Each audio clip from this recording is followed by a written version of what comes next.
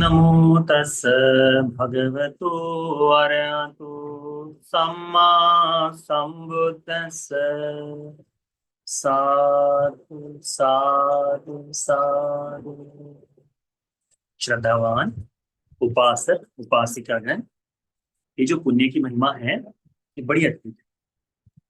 पुण्य का विपाक बड़ा अद्भुत है। पुण्य करना यानी क्या है? धर्म का पालन। पुण्य करना यानी क्या है?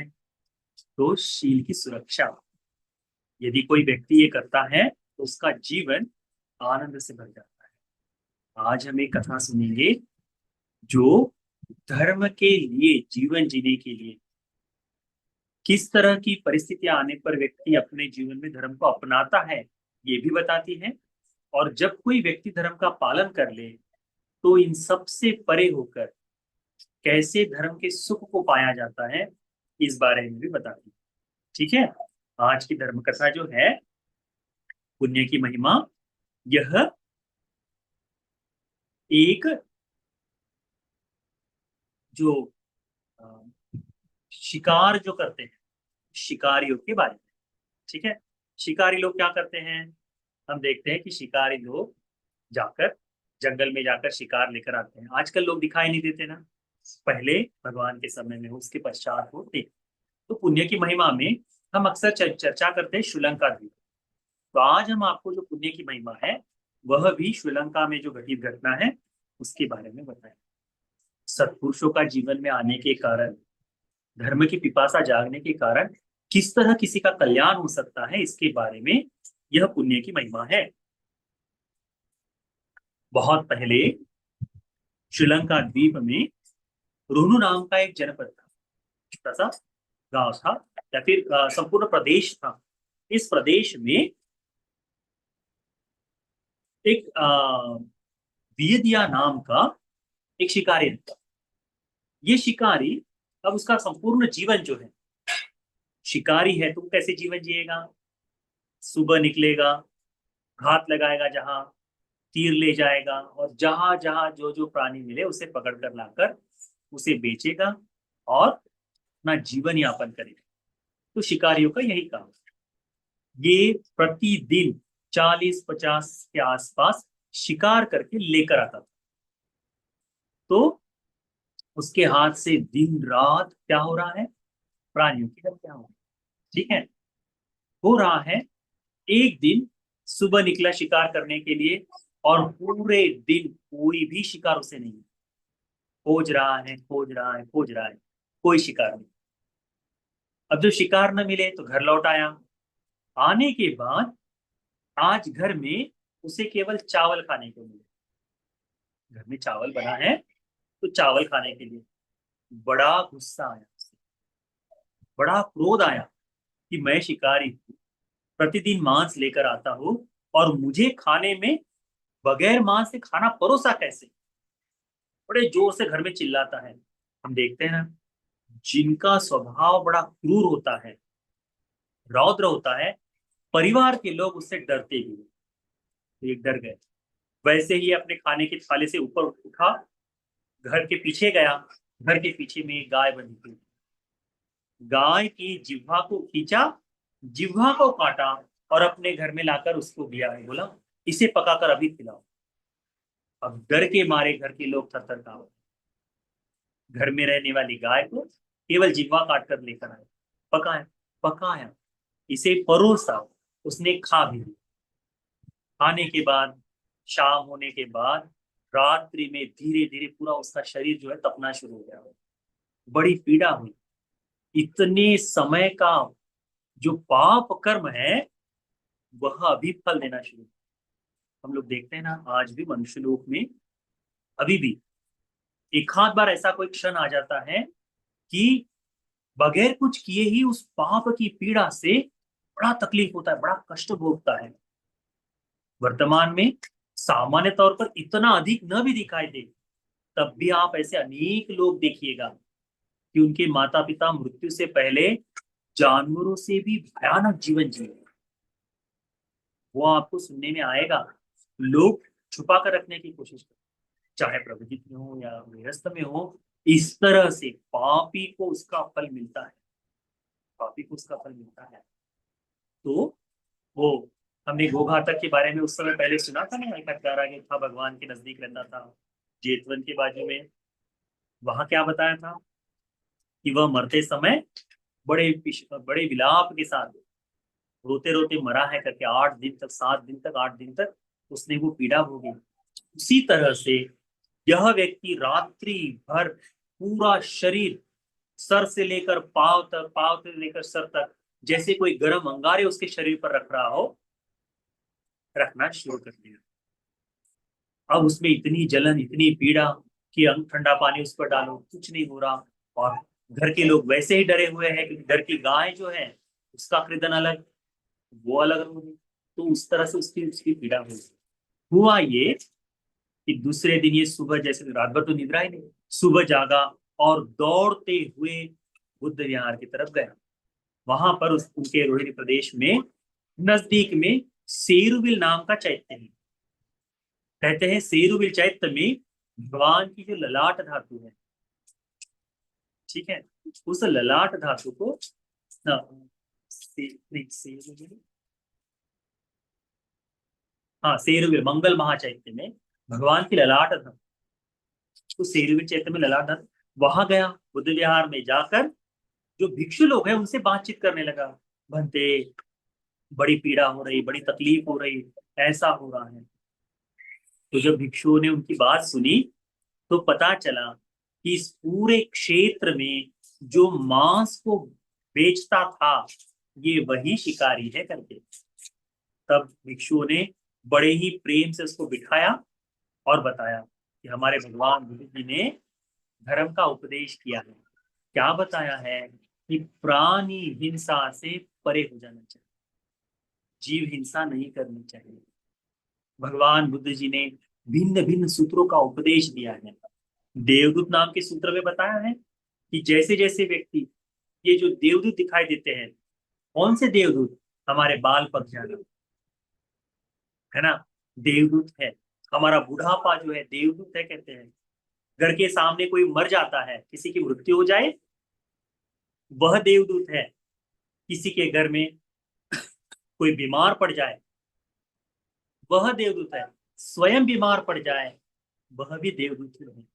क्या ये लक्षण है कि आज न कल मेरी भी मृत्यु होगी? आज न कल इस तरह का हमें भी कर्म का फल, हमें भी हमें मिलेगा। तो इस तरह से पूरा का पूरा धर्म का उपदेश उन भिक्षुओं ने इसे समझाया। और कहा कि भगवान बुद्ध जी ने कहा कि यदि कोई इन चीजों से परे हो जाता है तो सुखपूर्वक जीता है। उसके बाद भंते जी को हाथ जोड़ता है, भगवान की शरण में जाता है, कहता है आज से मैं यह जीव हत्या संपूर्ण के लिए त्याग देता हूँ। वह अंतिम दिन था कि उसने जीव हत्या की। अंतिम दिन घर आया, घर में सबको बताया आज के बाद ये काम नहीं करेंगे, शीलवान धर्म का जीवन जिएंगे। और इस तरह से जीवन जीते जीते जीते आगे ऐसा हुआ कि कुछ समय पर यह इसके गांव के बस्ती के लोग समुन्द्र में किसी कारणवश नहाने के लिए चले गए। अब जब गए तो उस समुन्द्र में एक विशाल नाग वास करता था। दिव्य नाग है, इसीलिए वह सभी को दिखाई न दे, परंतु उसके क्षेत्र में आने के कारण इनके पाप धर्म को देखकर शायद उसके मन में ऐसा भाव आया कि इन्हें पकड़ ले, इन्हें उन्हें जकड़ना शुरू कर दिया। जैसे ही इस शिकारी को पता चला कि यह दिव्य नाग है और ये हमें मारने वाला है, तत्काल अपने मन में चिंतन शुरू कर दिया, मैं भगवान बुद्ध जी की शरण में गया हुआ श्रावक हूँ। मैं भगवान बुद्ध जी की शरण में गया। भगवान बुद्ध जी ने जो धर्म का उपदेश दिया वो सत्य है, सत्य है, सत्य है। जिन जिन सूत्रों का उपदेश उसने सुना था, उन सूत्रों का उपदेश उसने स्मरण किया, कहा सत्य है, सील की सुरक्षा सत्य है। इस सत्य वचन से, भगवान बुद्ध जी के इस सत्य वचन से मेरी जीवन सुरक्षित हो जाए, ऐसा करके चिंतन किया। और अपने पूर्ण जितना पुण्य उसने बाकी जीवन में किया है उसका स्मरण। आश्चर्य है, ये नाग उसको पकड़ना चाहता है परंतु वह आ नहीं पा रहा। तो प्रयास करने के बाद भी नहीं पकड़ पाता, तब स्वयं आकर प्रकट होकर पूछता है कि हे व्यक्ति, क्या ऐसी बात है कि तुम मेरी पकड़ में नहीं आ रहे हो, मैं नहीं तुम्हें पकड़ पा रहा हूँ। तो कहते हैं कि मैं भगवान बुद्ध जी की शरण में गया, तो सेरुविल में जितनी घटना घटित हुई मंगल चैत्य के पास बंदे जी के सारे सब कुछ बताया, पंचशील बताया, और उसने विशेष करके बताया कि पाप कार्य जो दुख भोगता है उसके फल। भगवान बुद्ध जी ने हमको बताया है कि यदि कोई एक बार निरय में गिर जाए तो उस निरय में पुनः पुनः निरय का जन्म, पुनः पुनः निरय का जन्म, एक निरय से दूसरे निरय, दूसरे से तीसरे, तीसरे से चौथे, ऐसे चलते जाता है। मनुष्य लोक में आने से पहले प्रेत लोक में जन्म ले, हो सकता है कि कोई ऐसे जानवरों के लोक में जन्म ले, मनुष्य के लोक में जन्म ले, ये सभी तरह से होता है। तो कहते हैं इनका जीवन जो है बड़ा दीर्घ है, बहुत लंबा समय दुख भोगना पड़ता है। तो ये धर्म का उपदेश उसने नाग राजा को एक एक करके बताया कि भगवान बुद्ध जी ऐसे हैं। और कहते समय वो कहता है कि जैसे भगवान का उपदेश बता रहे हैं, ऐसा नहीं कि अतीत के शास्त्र नहीं, वर्तमान में आज भगवान बुद्ध जी धर्म का उपदेश जिस तरह से दे उस तरह से इसने धर्म का उपदेश बताया। आश्चर्य है। संपूर्ण उपदेश सुनने के बाद नाग राजा बड़े प्रसन्न होते हैं। कहा जाता है ना कि समुद्र अथांग धन में, उसमें इतना धन है, इतनी समृद्धि है कि वो अभी तक मनुष्य अभी खोज भी नहीं है, उसमें से एक अंश बस निकाल पाया है। तो वहां से बहुत सुंदर ऐसा मानिक कि तुमने मुझे धर्म का दान दिया, ये तुम्हें देता हो करके उसने अपने हाथ में लिया। वह मानिक अपने घर गया, घर के लोगों को वो धन स्वरूप में दिया और कहा यही धर्म का बल है। मैं यदि प्राणी हिंसा में लगा रहता तो ये शरीर का दाह होता, मृत्यु हो जाती। धर्म के कारण तब भी सुरक्षा हुई। आज मैं समुद्र में गया नागराजा से, वहां भी इस धर्म के कारण सुरक्षा हुई, तो मैंने अपना संपूर्ण जीवन धर्म की सेवा में लगा दिया। क्या करता है, घर के सबको बताता है कि मैं संन्यास लेगा, और जाकर सेरुविल में मंगल चैत्य में जहां भिक्षु लोग थे वहां पर जिन्होंने उन्हें धर्म का उपदेश दिया था उन बंते जी को नमन करके कहता है कि बंते मुझे भिक्षु बनना, और भिक्षु बन के पूरा जीवन वहां धर्म की साधना करते हुए बिताता है। सुंदर है ना। साधना करते करते अद्भुत बात है कि अरहत्व फल को प्राप्त कर जाता है। पूरे शहर में, पूरे गांव में उनके बारे में एक बात है कि ये जो है ये शिकारी स्थविर है करके। भगवान के समय में होता था ना, सारी के पुत्र है तो सारी पुत्र कहा, मोगली के पुत्र थे कर लिया उनके कुल से तो मोगलायन कहा गया, है कि नहीं। इस तरह से नाम, तो जैसे कोई एक है लकुंटक भद्य के बारे में हमने सुना, तो नाटे थे इसे लकुंटक भद्य कहा गया। तो उसी तरह से ये शिकारी थे, इसलिए शिकारी स्थगिर के नाम से बड़े प्रसिद्ध हुए। और तो हमें देखना चाहिए कि क्या ये पुण्य की महिमा हमारे लाभ में नहीं आ सकती। इस कथा से एक प्रकट होता है, क्या बात प्रकट होती है कि व्यक्ति धर्म की खोज में तब जाता है जब दुखित हो, पीड़ित हो, है ना।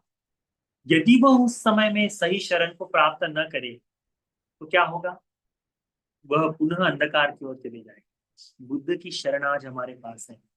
हमें केवल दुखित रहते हुए नहीं, हमें आनंदित चित्त से भी धर्म का पालन करना चाहिए। जिस तरह से इन उपासक के जीवन में, इन भक्ति जी के जीवन में ये बातें घटित हुई कि अग्नि शरीर से जो ज्वलन अग्नि निकलने लगी, इसी जीवन में प्रत्यक्ष फल देते हुए पता चला।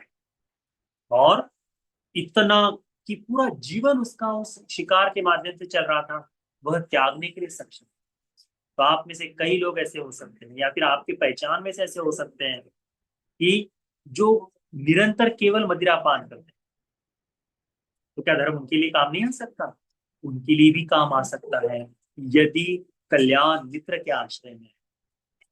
यदि कोई व्यक्ति निरंतर केवल झूठ बोल रहा है उससे पूरा जीवन, तो वह भी यदि कल्याण मित्र के समीप आए तो इस झूठ से छूट सकता है। यदि कोई केवल व्यभिचार का जीवन जी रहा है उससे भी वह छूट सकता है कल्याण मित्र के आश्रय में आने से। इसीलिए हम लोगों ने क्या करना चाहिए, अपने जीवन में कल्याण मित्र को खोजना चाहिए।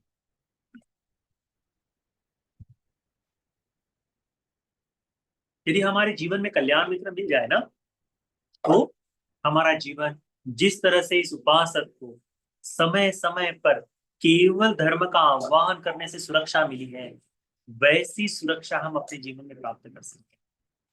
इसीलिए आज के पुण्य की महिमा को ध्यान में रखो कि ये पुण्य की महिमा हमें केवल सत्कर्म करने के लिए नहीं, अपितु इस पुण्य कर्म का आह्वान करने से, धर्म का आह्वान करने से, अपने स्वयं के धर्म का अभ्यास का आह्वान करने से सुरक्षा भी प्रदान करती है।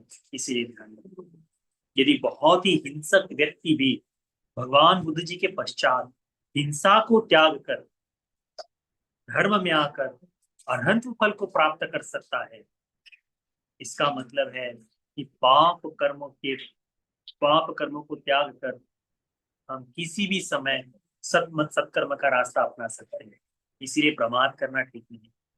जब भी मौका मिले धर्म के आचरण का, हमने क्या करना चाहिए, धर्म का आचरण करना, क्योंकि पुण्य से बड़ी संपत्ति कुछ नहीं। धर्म का पालन पुण्य का संचय है ना, पुण्य का संचय करना है ना, धर्म का पालन करना। इसीलिए बहुत ही श्रद्धा चित्त से, बहुत ही सुंदर तरह से पुण्य का संचय करो, धर्म का पालन करो। ये पुण्य की महिमा आप सभी को धर्म मार्ग पर चलने के लिए, धर्म के लिए ऐसा भाव जागने के लिए कि उसके सहारे में अपना पूरा जीवन जियो, ऐसी सोच जागने के लिए ये पुण्य की महिमा का उपदेश उपकारी हो जाए। साधु साधु साधु। बड़ी सुंदर है ये पुण्य की महिमा, उपासक को चिंतन करना आवश्यक। हमारे जीवन में यदि कोई पुण्य का संचय कर, यदि हमारे जीवन में ऐसा कोई पाप कर्म है जो हमसे छूट नहीं रहा, तो हमने क्या करना चाहिए, उस पाप कर्म का चिंतन करते हुए ये पाप कर्म शायद मेरे जीवन में बाधा न बन जाए, ये मेरे सुगति में रोड़ा न बन जाए, ऐसा चिंतन करना चाहिए। यदि कोई चिंतन करे तो वह हटा दिया जाए। किस तरह से, हमने एक सूत्र में बताया, भगवान बुद्ध जी की उपमा है, यदि कोई व्यक्ति अपना चेहरा आईने में देखता है तो हमें आईने में क्या दिखाई देता है, हमारा चेहरा। यदि किसी के चेहरे पर कोई मिट्टी लगी हो, कोई दाग हो, तो हम क्या करते हैं, आईने में देखकर उसे साफ कर देते हैं, है ना। उसी तरह अपने जीवन के भीतर में से कोई गंदगी महसूस हो, अपने जीवन में ऐसा कोई दुष्कर्म महसूस हो कि ये बुरी आदत मुझ में है, धर्म का चिंतन करो, पुण्य की महिमा का सृजन करो, और उसके सहारे, धर्म के अभ्यास के सहारे इस गंदगी को दूर करो, है ना। हमारा चेहरा जिस तरह से फाउंडेशन लगाने के बाद चमक जाता है, वैसे हमारा जीवन चमक जाए। ठीक है, इसीलिए पुण्य की महिमा का निरंतर अभ्यास करते हुए धर्म के आचरण में अविरत रहो। आज के लिए बस इतना ही। नमो बुद्धाय।